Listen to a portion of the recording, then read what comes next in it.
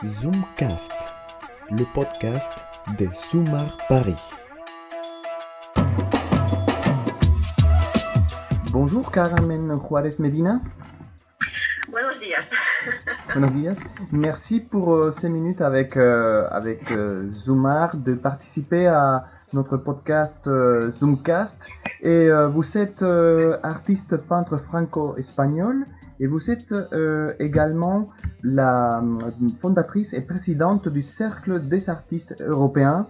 On voudrait tout d'abord en fait vous demander savoir en fait si vous pourriez nous parler, donner quelques mots sur le cercle justement, de quoi il s'agit, quel est son rôle. Oui, bien sûr.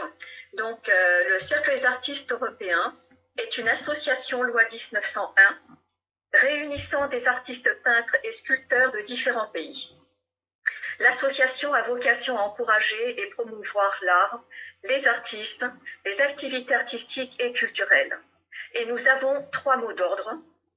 Le premier est l'art, ambassadeur universel au service de la paix dans le monde.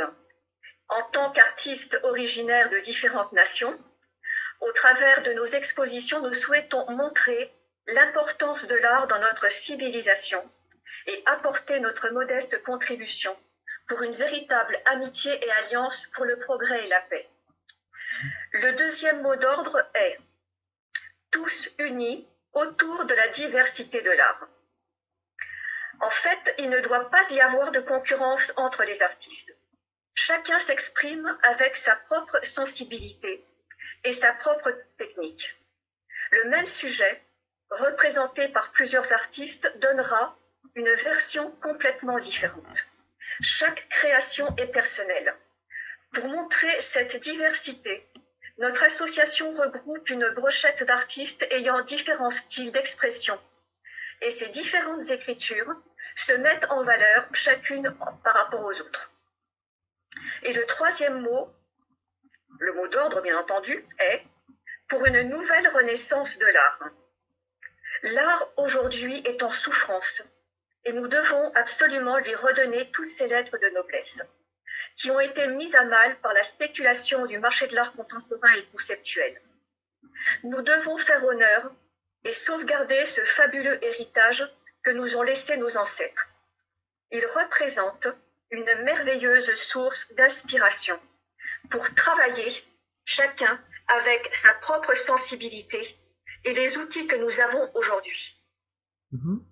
C'est comme cela que nous pourrons faire évoluer l'art dans le bon sens et par la même occasion nous dépasser et nous élever à un niveau de conscience supérieur. À notre tour, nous pourrons alors laisser un bel héritage aux générations futures, car l'art, le vrai, est immortel.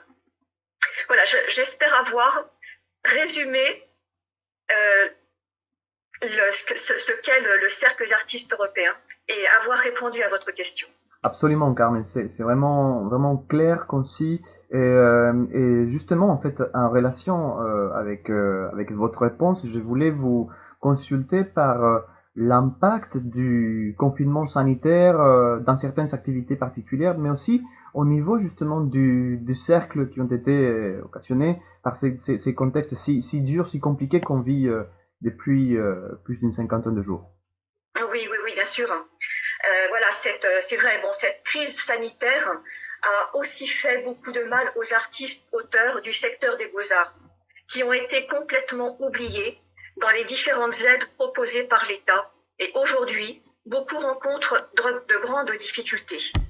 Un certain nombre d'artistes donnent des cours en plus de leurs expositions, ce qui leur permet d'avoir un revenu complémentaire non négligeable.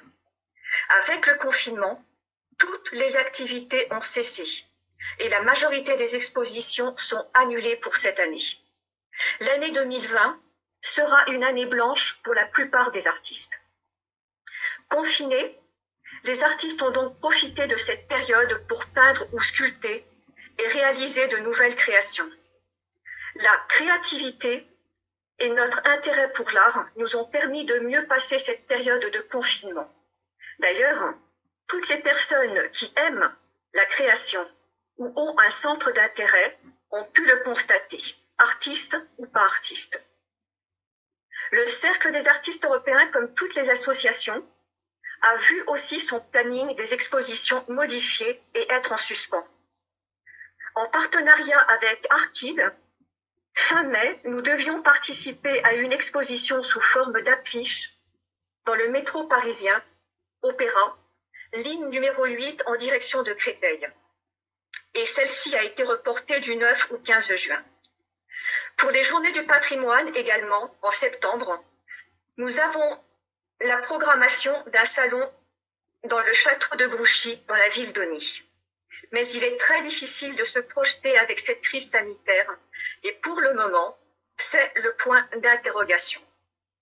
Cependant, il nous faut tout de même le préparer, même si nous ne savons pas si celui-ci pourra réellement avoir lieu ou être annulé au dernier moment. Et la préparation d'un salon représente un travail considérable qui peut-être sera fait pour rien. Il en est de même pour une autre exposition prévue du 28 novembre au 6 décembre à Amiens, en partenariat avec le Rotary Club d'Amiens les Trois-Vallées. Ces projets que vous savez planifier en tant que cercle, parce qu'en fait, on est tous en même temps désirant qu'à un moment l'activité soit stabilise, en fait, surtout dans le monde de la culture qui a été tellement affecté comme vous faites référence. Oui, tout à fait, tout à fait. J'ai fondé cette association en 2010 et cette année, nous devions fêter ses 10 ans, précisément à l'occasion du salon programmé au château de Grouchy, lors des Journées du patrimoine. Si ce salon peut se dérouler comme prévu, nous avons décidé de le faire en hommage au personnel soignant et à toutes les personnes qui se sont dévouées et exposées en travaillant à des postes clés ou bénévolement pour aider la population pendant cette crise. Afin que cette exposition puisse avoir un maximum d'impact, nous la doublerons avec une version virtuelle sous forme de vidéo, qui sera également diffusée dans les réseaux sociaux. De cette manière, si l'exposition programmée dans le château de Grouchy ne peut pas se dérouler, il y aura tout de même cette version virtuelle qui sera visible et circulera sur Internet. Alors, il faut également savoir que 10% du montant des œuvres vendues sera reversé aux soignants. Et en fin d'année, comme je l'ai dit précédemment, du 28 novembre au 6 décembre, pendant la période du marché de Noël à Amiens, nous avons une autre exposition de prévue à l'Hôtel des Feuillants, en partenariat avec le Rotary Club d'Amiens. Cette exposition également sera au profit d'actions caritatives du Rotary Club d'Amiens les Trois-Vallées. Et un autre collectif d'artistes, qui est Métropole Art, se joindra à nous et participera également.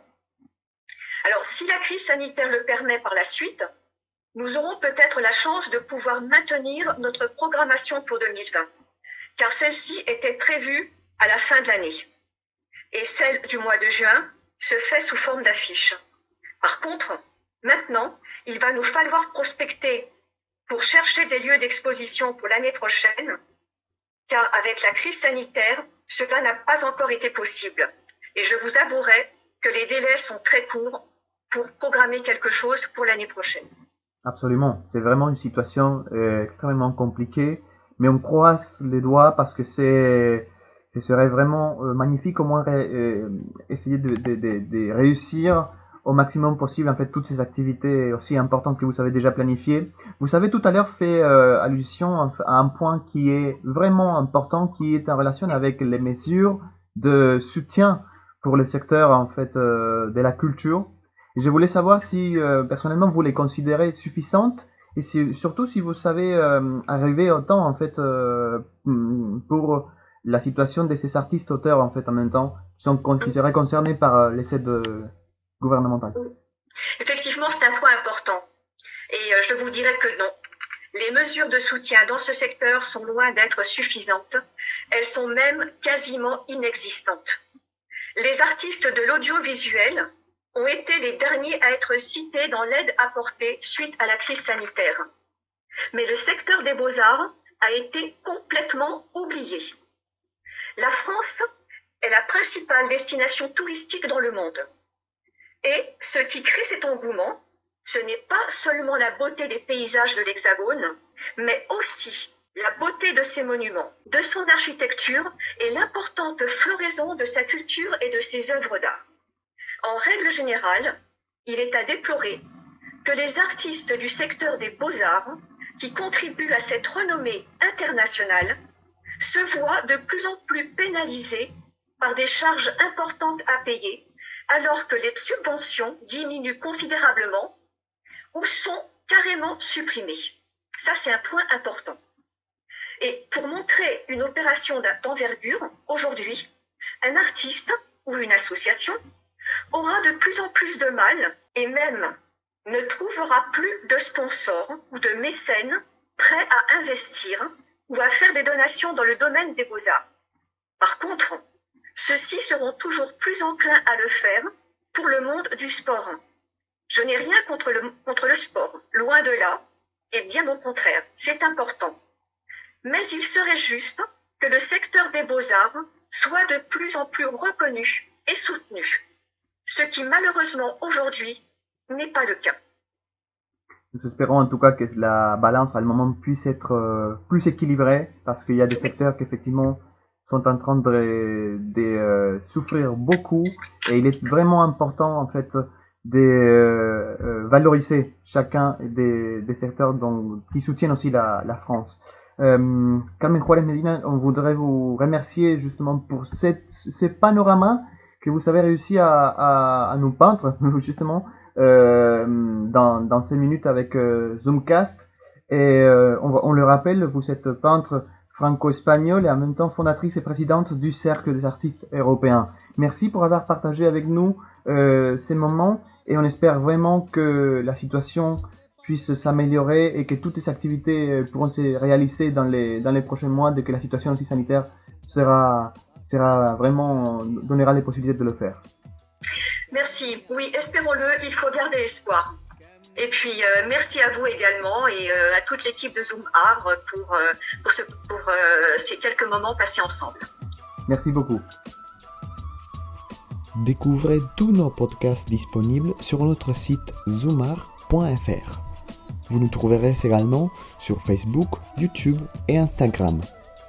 Zoom Art Paris, une approche de l'art.